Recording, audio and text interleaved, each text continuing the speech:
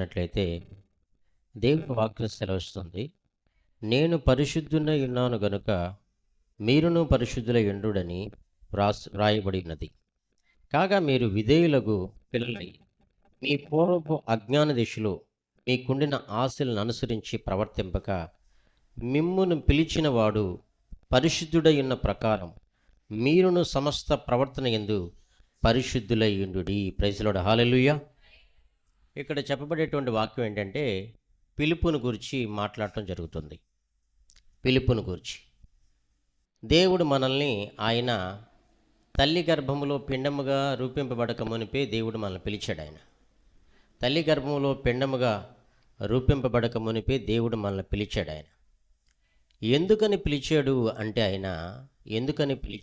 ప్రియమిత్రులారా, పిలిచినటువంటి దేవుడు మనల్ని ఏం చేయమంటున్నాడంటే పరిశుద్ధంగా జీవించండి అని చెప్తున్నాడు. ఏం చెప్తున్నాడండి? పరిశుద్ధంగా. నేను పరిశుద్ధునై ఉన్నాను గనుక మీరును పరిశుద్ధులై ఉండుడని వ్రాయబడి ఉన్నది. కాగా మీరు విధేయులకు పిల్లలై మీ పూర్వపు అజ్ఞాన దశలు, అంతకుముందు అజ్ఞానంగా ప్రవర్తించినట్టు కాకుండా మీ పూర్వపు అజ్ఞాన దశలో మీకుండిన ఆశలను అనుసరించి ప్రవర్తింపక మిమ్మును పిలిచిన వాడు పరిశుద్ధుడై ఉన్న ప్రకారము మీరును సమస్త ప్రవర్తన యందు పరిశుద్ధులై ఉండుడి. ఎందుకు పిలిచాడు దేవుడు మనల్ని?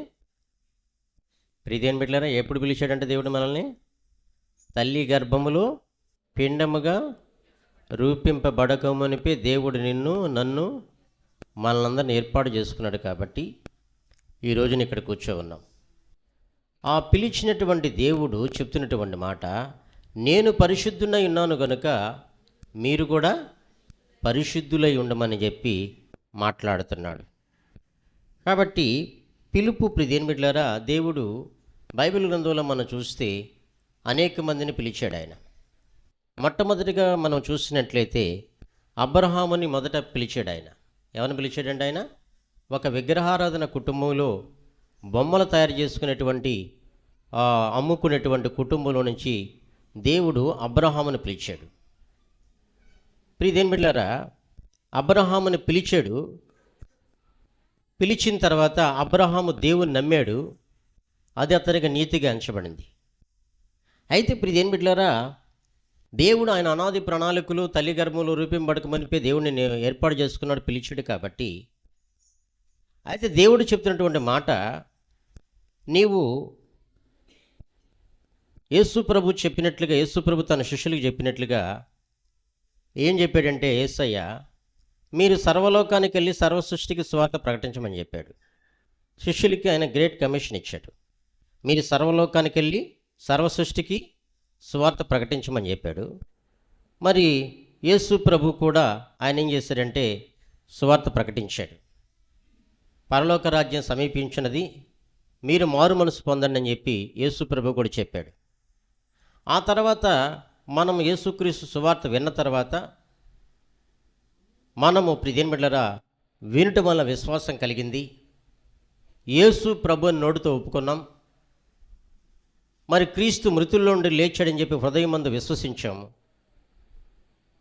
అయితే పాపక్షమాపణ నిమిత్తం బాప్తిసం పొందాం. పాపక్షమాపణ నిమిత్తం ఏం పొందామండి? బాప్తిసం పొందాం. ఇది ఏ బాప్తిసం అంటే ప్రియదేవుని బిడ్డలారా, ఇది ఏ బాప్తిసం అంటే ఇది నీటి బాప్తిసం.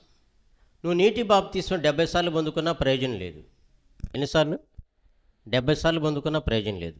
ఏ బాప్తిసం పొందాలంటే ఆత్మ బాప్తిసం నువ్వు పొందాలి. ఒకడు నీటి మూలంగాను ఆత్మ మూలంగాను జన్మించకపోతే వాడు పరలోక రాజ్యంలో ఎంత మాత్రమో ప్రవేశించలేడని ఆయన వాక్యం సెలవిస్తుంది. సో ప్రియదేవుని బిడ్డ, నీటి బాప్తిసం ఏంటంటే యేసుక్రీస్తు ఒక మాదిరిగా మనకిచ్చాడు. కాబట్టి మనం పాపక్షమాపణ నిమిత్తం, మారుమనసు నిమిత్తం ఏం చేస్తామంటే మన ప్రాచీన స్వభావాన్ని నీళ్ళల్లో అలా ముంచినప్పుడు సమాధి చేసి మళ్ళా పైకి లేచినప్పుడు పునరుద్ధరణమై కొత్తగా జన్మించిన వ్యక్తిగా అవుతావు. కాబట్టి దానికి ఒక సాదృశ్యం మాత్రమే, ఒక బాడీ నీళ్ళల్లో ముంచడం మాత్రమే. అయితే నువ్వు ప్రియదేవుని బిడ్డ ఏ బాప్తిసం పొందాలంటే ఆత్మ బాప్తిసం పొందాలి. నీటి బాప్తిస్వం పొందిన తర్వాత దేవుని ఆత్మ కొరకు కనిపెట్టాలి. దేవుని ఆత్మ కొరకు కనిపెట్టాలి. దేవుని ఆత్మ కొరకు కనిపెట్టిన తర్వాత ప్రియదేని బిడ్డ, నువ్వేం చేయాలంటే ఆత్మానుసారం నడుచుకునే దానికి, పరిశుద్ధంగా జీవించేదానికి నీ జీవిత కాలమంతా కూడా ఒక సమర్పణ, ఒక ప్రతిష్ఠిత జీవితం కలిగి, ఒక పరిశుద్ధమైన జీవితం కలిగి దేవునిలో కొనసాగుతూ ఉన్నట్లయితే దేవుడు నిన్ను ఏం చేస్తాడంటే, పిలిచినటువంటి దేవుడు పిలిచాడు నిన్ను. నువ్వు పిలిచిన తర్వాత ఇక ఏం చేయాలంటే దేవుని ఆత్మను పొందుకున్న తర్వాత ఇంకా పరిశుద్ధంగా జీవించేదానికి నువ్వు ఏ ఆత్మలో కొనసాగుతూ ఉండాలి. Praise the Lord. Hallelujah, hallelujah. కాబట్టి దేవుడు ఎందుకు పిలిచాడంటే ప్రియదేని బిడ్డ, నిన్ను ఆయన పరిశుద్ధంగా జీవించేదానికి పిలిచాడు. Praise the Lord. హల్లెలూయా. పరిశుద్ధంగా జీవించేదానికి పిలిచాడు. మరొక మాట చదువుకుందాం, లేఖనాల్లో నుంచి మనము ధ్యానించుకుందాం. మొదటి పేతురు రాసిన పత్రిక 2వ అధ్యాయము 9వ వచనం చదువుకుందాం. మొదటి పేతురు రాసిన పత్రిక 2వ అధ్యాయము 9వ వచనం చదువుకుందాం. చదవండి. అయితే మీరు చీకట్ల నుండి ఆశ్చర్యకరమైన తన వెలుగులోనికి మిమ్మల్ని పిలిచిన వాని గుణాతిశయములను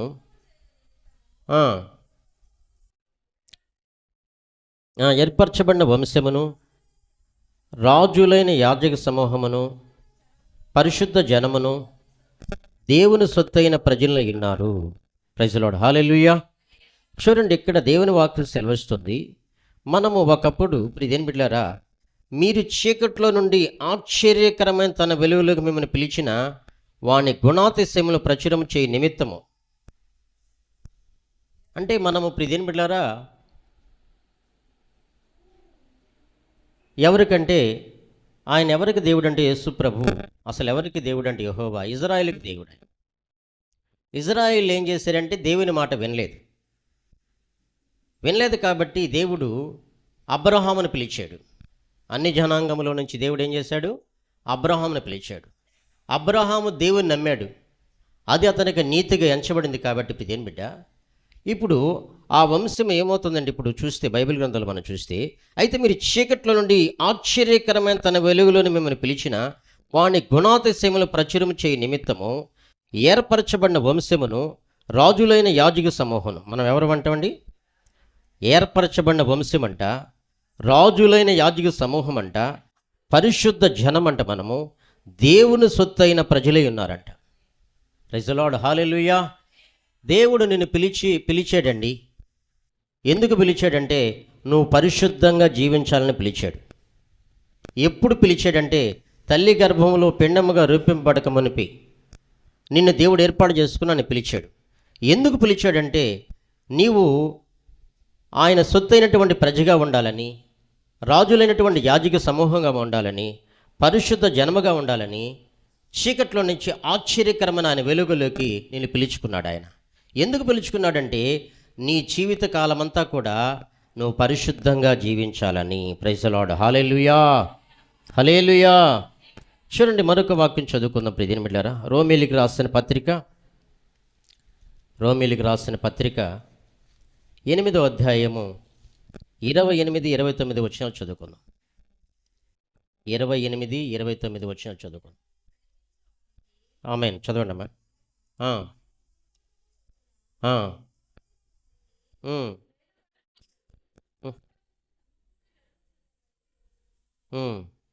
ఎందుకనగా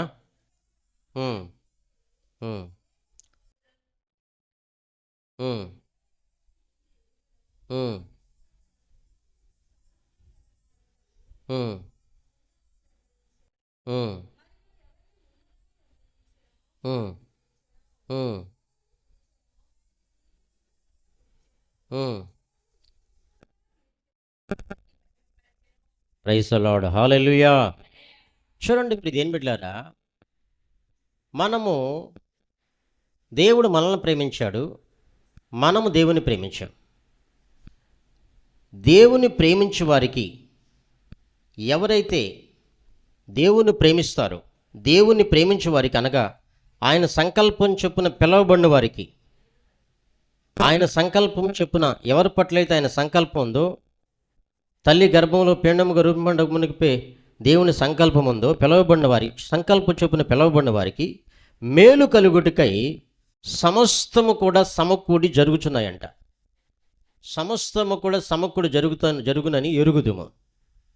ఎందుకంటే ఆయన ప్రేమిస్తున్నాం కాబట్టి. ఎందుకనగా తన కుమారుడు అనేక సహోదరులు జ్యేష్ఠుడగునట్లు దేవుడు ఎవరిని ముందు ఎరిగినో వారు తన కుమారునితో సారూప్యం గలవారొకటుకు వారిని ముందుగా నిర్ణయించెను. దేవుడు ప్రియమైన బిడ్డలారా, దేవుడు ఎవరిని ముందు ఎరిగినో వారు తన కుమారునితో సారూప్యం గలవారొకటుకు వారిని ముందుగా నిర్ణయించెను. అంటే ఇక్కడ మనము దేవునితో సారూప్యం గలవారొకటుకు దేవుడు ముందుగా మనల్ని ఎరిగాడంట. ఆయన దైవ సంకల్పం, దైవ ప్రణాళికలో దేవుడు ముందుగా మనల్ని ఎరిగి కుమారునితో సారూప్యం గలవారటకు మనల్ని ముందుగా నిర్ణయించెను. ఎవరినైతే ముందుగా నిర్ణయించాడో వారిని పిలిచాడంట. ఎవరినైతే ఆయన ముందుగా నిర్ణయించాడు వారిని ఏం చేశాడంట? ఆయన పిలిచాడంట. ఇప్పుడు నీవు ప్రియమైన బిడ్డ, నువ్వు పుట్టినప్పటి నుంచి నువ్వు తల్లి గర్భంలో పిండముగా రూపింపబడక మునిపే దేవుడు ఆయన సంకల్పించాడు కాబట్టి, నిన్ను ఎరిగినాడు కాబట్టి, అయితే ఎరిగినటువంటి నీవు ఆయన ఎరిగాడు నిన్ను. అయితే ఏ సమయంలో నీ దగ్గరికి సువార్త వస్తుందో, ఏ వయసులో, 14 సంవత్సరాల వయసులో వస్తుందా నీ దగ్గర సువార్త? 13 సంవత్సరాలు వస్తుందా? లేదా 15, 20, 25, 30 సంవత్సరాల వయసులో నీ దగ్గరికి సువార్త అందించబడినప్పుడు, అప్పుడు ప్రియమైన బిడ్డ, యేసు ప్రభువుని నోటితో ఒప్పుకున్నావు, క్రీస్తు మృతుల నుండి లేచాడని హృదయమందు విశ్వసించావు, ఆ తర్వాత పాపక్షమాపణతో బాప్తిస్వం పొందావు. దేవుడు నిన్ను పిలిచాడు. తండ్రి ఒక వ్యక్తిని నేను ఆకర్షించకపోతే ఆ వ్యక్తి నా యొద్దకు రాలేడని ఆయన వాక్యం సెలవిచ్చినట్లు, దేవుని వాక్యం చేత దైవ సేవకుని పంపించి దేవుని వాక్యం ద్వారా నీకు అందించినప్పుడు నువ్వు ఆకర్షించబడ్డావు. ముందుగా ఎరిగాడు కాబట్టి ఆయన నేను పిలిచాడు. కాబట్టి యేసు పిలుచున్నాడని వాక్యం, యేసు పిలిచాడు కాబట్టి ఆయన సన్నిధికి నువ్వు వచ్చావు. పిలిచినటువంటి వారిని మరి ఎవరు ముందుగా నిర్ణయించారు? వారిని పిలిచెను. ఎవరిని పిలిచెనో వారిని నీతిమంతులుగా తీర్చెను. ఎవరిని పిలిచెనో వారిని ఏం చేశాడంటే దేవుడు? నీతిమంతులుగా తీర్చెను. ప్రైజ్ ది లార్డ్, హల్లెలూయా.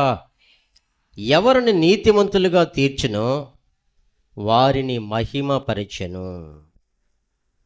వారిని ఏం చేశాడంట? వారిని దేవుడే మహిమపరిచాడంట. ఎవరిని నీతిమంతులుగా పిలిచెనో, ఈ నీతిమంతులుగా తీర్చెనో వారిని దేవుడు మహిమపరిచెను.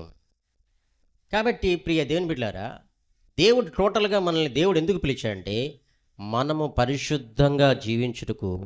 నేను పరిశుద్ధును గనుక మీరు కూడా పరిశుద్ధులుగా ఉండవాలని ఆయన మనల్ని ఎరిగాడంట, నిర్ణయించుకున్నాడంట, పిలిచాడంట, నీతిమంతులుగా చేశాడంట. మరి నీతిమంతులుగా చేసినటువంటి దేవుడు మనల్ని మహిమపరుస్తాడంట దేవుడు. ప్రైజ్ ది లార్డ్, హల్లెలూయా. మహిమపరచునంట. ఎవరిని నీతిమంతులుగా తీర్చినో వారిని ఆయన ఏం చేశాడంట? మహిమపరచను. కాబట్టి ఇప్పుడు ఇదేం బిడ్డలారా, బైబిల్ గ్రంథంలో మనం చూస్తే దేవుడు అబ్రహాముని పిలిచాడు. ఇంకా మనం చూస్తే మోషేని పిలిచాడు. మోషేని దేవుడు పిలిచాడు. మోషే గొర్రెలు మేపుకునేటువంటి వాడు. దేవుడు మోషే ఎవరమ్మా? గొర్రెలు మేపుకునేవాడు. ఒక మంచి ఇంజనీర్, ఆయన ఒక ఆర్కిటెక్చర్ ఇంజనీరు, మంచి సకల విద్య ప్రవీణుడు, మంచి విద్యావేత్త. మోషేని పిలిచినప్పుడు దేని బిడ్డలారా, మోషేని పిలిచినప్పుడు చిత్తం ప్రభు అన్నాడు. మోషేని పిలిచినప్పుడు దేవుడు ఏం చేశాడంటే, మోషే ఏమన్నాడు? చిత్తం ప్రభు అన్నాడు. దేవుడు నిన్ను పిలిచినప్పుడు ప్రియదేని బిడ్డ, నీవు చిత్తం ప్రభు అనంటే ఒబే అయితే ప్రియదేని బిడ్డ, విధేయత చూపించినట్లయితే దేవుడు నిన్ను కూడా ఆయన ఏం చేస్తాడంటే ఆయన పరిశుద్ధపరిచి నీతిమంతులుగా తీర్చి నిన్ను ఆయన మహిమపరుస్తాడు. ప్రైజ్ ది లార్డ్, హల్లెలూయా. స్తోత్రం స్తోత్రం స్తోత్రం నాయనా, వందనాలు చెల్లిస్తున్నాం రక్షకుడా, నమ్మదగిన దేవుడవు ప్రభువా. ఇదిగో స్వామి, ఈ మధ్యాహ్న కాల వేళ పునరుద్ధాన దినమందు స్వామి ప్రభువా, మీరు మాట్లాడినటువంటి ప్రతి మాటను బట్టి నాయన స్తుతిస్తూ మహిమపరుస్తూ ఉన్నాం దేవానికి స్తోత్రాలు చెల్లిస్తున్నాము నాయన.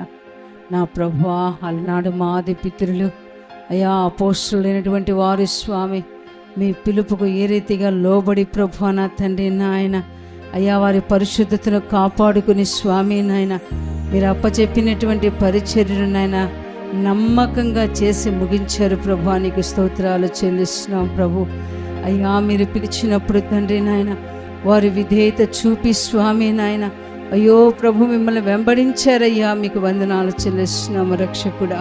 ఓ తండ్రి నా ప్రభు నాయన అయ్యా తండ్రి నాయన ఎవరైతే నిన్ను ప్రేమించారో ప్రభు తండ్రి నాయన అయ్యా వారిని తండ్రి నాయన ఏర్పాటు చేసుకుని తండ్రి నాయన కుమారుని యొక్క సారూప్యంలోకి తీసుకురావడానికి ప్రభు నాయన అయ్యా మీరు ముందుగా నిర్ణయించి నీతివంతులుగా మార్చి స్వామి నా తండ్రి నాయన అయ్యా తండ్రి వారిని మహిమపరిచినటువంటి దేవానికి స్తోత్రాలు చెల్లిస్తున్నావు ప్రభు నాయన.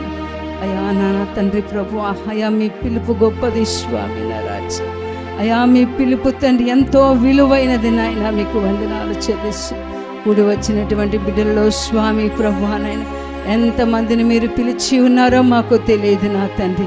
దర్శనముల ద్వారా, కళల ద్వారా, వాక్యము ద్వారా అయా తలంపుల ద్వారా స్వామి నాయన అనేక రీతులుగా ప్రభు నాయన బిడ్డల్ని ఒకవేళ పిలిచి ఉన్నారేమో స్వామి నాయన అయా తండ్రి నాయన మా ఆది పితరులు అపోస్తులు ఏ రీతిగానైనా పిలిచిన వెంటనే ప్రభు నాయన ఆలస్యము చేయకుండా తండ్రి నాయన అయా మీ పిలుపుకు లోబడి తండ్రి వారి వారి పనులను తండ్రి వదిలి ప్రభు అయా నేను వెంబడించిన విధముగా లేఖనములు సెలవిస్తూ ఉన్నాయి ప్రభు, మీకు వందనాలు తండ్రి నాయన.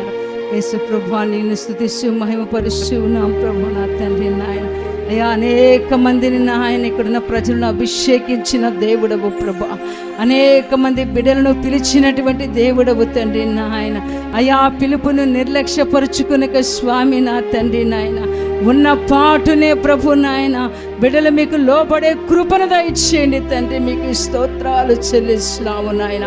సమూయేలును పిలిచిన దేవుడవు అయ్యా, మోషేను పిలిచిన దేవుడవు స్వామి నాయన, అహరోనును పిలిచినటువంటి దేవుడవు స్వామి నాయన అయ్యా అపోస్తలుడైన పౌలుని పిలిచిన దేవుడవు ప్రభు, నీకు స్తోత్రాలు చెల్లిస్తున్నాము తండ్రి నాయన. యేసయ్యా వారిని పిలిచి నాయన వారిని స్థిరపరిచి మీ సేవా పరిచర్యలో వాడుకొని ప్రభు నాయన ఎంతగానో మీ నామానికి మహిమ తెచ్చుకున్న దేవా మిమ్మల్ని స్తుతిస్తున్నాం ప్రభు. ప్రభు మీకు వందనాలు వందనాలు, స్తోత్రాలు స్తోత్రాలు స్తోత్రాలు నాయన.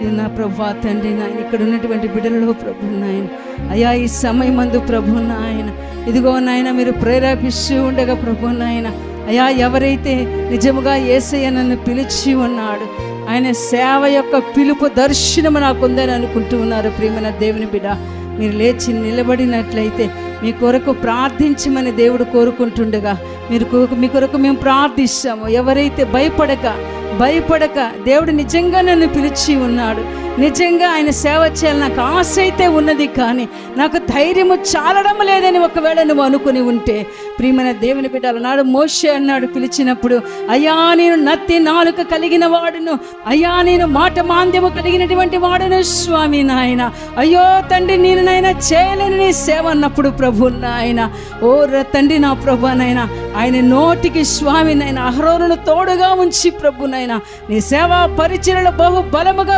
వాడుకున్న దేవుడు ప్రభు, నీకు స్తోత్రము నాయన. మొరటివారైనటువంటి పేతురుని స్వామి నా ప్రభు తండ్రి, యోహానును తండ్రి, యాకోబును, అంద్రియను అనేక మంది చదువులైనటువంటి వారిని పిలిచిన దేవానికి స్తోత్రములు చెల్లిస్తున్నాం ప్రభు తండ్రి నాయన.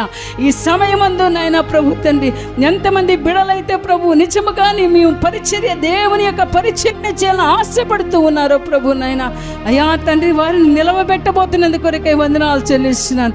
ప్రియమైన దేవుని బట్టి ఈ సమయం ముందు నువ్వు లేచి నిలబడితే నీ కొరకు ప్రార్థన చేయడానికి మేము సిద్ధముగా ఉన్నాము ప్రభువానికి స్తోత్రాలు చెల్లిస్తున్నాము తండ్రి. ఎవరైతే నిలబడుతూ ఉన్నారో మాకు తెలియదు కానీ స్వామి ఈ సమయం ముందు నిలబడుతున్న బిడ్డలను మీరు అభిషేకించండి ప్రభు, మీకు స్తోత్రమయ్యా. వాక్యము చేత నింపండి ప్రభు, మీకు స్తోత్రములు చెల్లిస్తూ ఉన్నాము తండ్రి. వారి కడుపు కృప చూపము దేవానికి స్తోత్రములు చెల్లిస్తూ ఉన్నాము నాయన. వారిని లేవనెత్తండి నా ప్రభు స్తోత్రము. కోత విస్తారము పరివారు కొద్ది మీకు స్తోత్రములు నాయన. అంత దినముల అపాయకరమైన దినములలో వచ్చి ఉన్నాము తండ్రి, మీకు స్తోత్రములు స్వామి. నాయన ధైర్యముతో నింపండి, ధైర్యముతో నింపండి ప్రభా. స్తోత్రము నాయన. యేసు నామములో అనేక మంది బిడ్డలు సేవగా అప్పచెప్పుకొందురు గాక. మీకు స్తోత్రము నా తండ్రి. ఎవరైతే అక్కడ నిలబడాలని ఆశపడుతూ ఉన్నారో మాకు తెలియదు ప్రభా, వారి మీదకి మీ బాహుబలము స్వామి అయ్యా, మీ హస్తము గాయపడిన దక్షిణ హస్తమైన స్వామి చాపుతూ ఉన్నది కనుక మీకు వందనములు స్వామి. రాబోయే దినములలో వారు ప్రవక్తలుగాను, బోధకులుగాను, అపోస్తలుగాను, సువార్తికులుగాను, ఉపదేశకులుగాను వారు నిర్ణయించబోతున్నందు కొరకే వందనములు చెల్లిస్తున్నాము తండ్రి. మీకు స్తోత్రములు ప్రభా. యేసయ్యా, యేసయ్యా మీకు వందనములయ్యా. అనేక మందిని పిలిచిన దేవుడు అయ్యా, అనేక పరిస్థితిని బట్టి బిడ్డలు వెనకంజ వేసి ఉన్నారయ్యా. ధైర్యం చాలడం లేదు తండ్రి. స్థితిగతులను బట్టి, పరిస్థితులను బట్టి అయ్యో నేను దేవుని సేవలో వాడబడగలనా, నాకు అర్హత ఉందనుకుంటున్నావా ప్రియమైన దేవుని బిడ్డ? అనేక మార్లు దేవుడు నేను పిలిచి ఉన్నాడు, దర్శించి ఉన్నాడు, అనేక మార్లతో మాట్లాడి ఉన్నాడు. యేసు నామములో వచ్చి నిలబడి నువ్వు ఈ సమయం అంతా దేవుడు ఒక నూతనమైనటువంటి అభిషేకముతో నింపవచ్చు ఉన్నాడు ఆయన, నింపవచ్చు ఉన్నాడు. నువ్వు మరి సంఘంలో ఏ పరిచర్య సరే మాకు తెలియదు, కానీ నీవు ఒక పాత్రగా వాడబడాలని దేవుడు ఆశపడుచు ఈ మధ్యాహ్న కాలమైన లేచినప్పుడు అగ్నితో దేవుడిని అభిషేకించబోతూ ఉన్నాడు ఆయన. యేసు నామములో ప్రభువానికి స్తోత్రము చెల్లిస్తున్నాను. పరిశుద్ధుడానికి వందనములు, మహనీయుడానికి వందనములు, అగ్ని స్వరూపుడానికి స్తోత్రములు, దహించు అగ్ని ఉన్న దేవానికి వందనములు, దుష్ట శక్తులు బంధించు స్తోత్రములు చెల్లిస్తూ ఉన్నాం ప్రభు. యేసయ్యా మీకు వందనములు ప్రభు, మీకు స్తోత్రములు నాయన. మహాగణుడు అయిన తండ్రి, మహానతుడుకు ప్రభు, ఎవరు నిలబడ్డారో నాకు తెలియదు నాయన, ఎవరిని మీరు పిలిచారో నాకు తెలియదు నాయన, ఎవరిని ఏర్పాటు చేసుకున్నారో మాకు తెలియదయ్యా. రాబోయే దినములలో నాయన వారిని అగ్ని కణము వలె స్వామి వాడుకొందురుగాక స్వామి, అగ్ని కణము వలె వాడుకొందురుగాక స్వామి. నీ పక్షమున వారు నిలబడుదురుగాక స్వామి, నీ పక్షమున వారు నిలబడుదురుగాక స్వామి. నీ రాజ్య స్వార్థను వారు ప్రకటించుదురుగాక స్వామి. వారి నోటిలో నీ మాట అగ్ని వంటిదిగా ఉంచుదురుగాక స్వామి. స్తోత్రములు నాయన. వారి నాలుకను నోటిని అభిషేకించుదురుగాక ప్రభువానికి స్తోత్రములు చెల్లిస్తున్నాము ప్రభు. నీకు వందనాలు. బిడ్డలను దీవించండి, ఆశీర్వదించండి, బలపరచండి. తీర్మానం చేసుకుని నిర్ణయం చేసుకుని నిలబడిన బిడ్డలను యొక్క నిర్ణయాలను, తీర్మానములను స్థిరపరిచి వారిని బహుశ్రేష్టమైనటువంటి పరిచయలో వాడుకొని ఈ ఘనమైన నామానికి మహిమ తెచ్చుకోండి. యేసు నామమును అడుగుతున్నాను తండ్రి.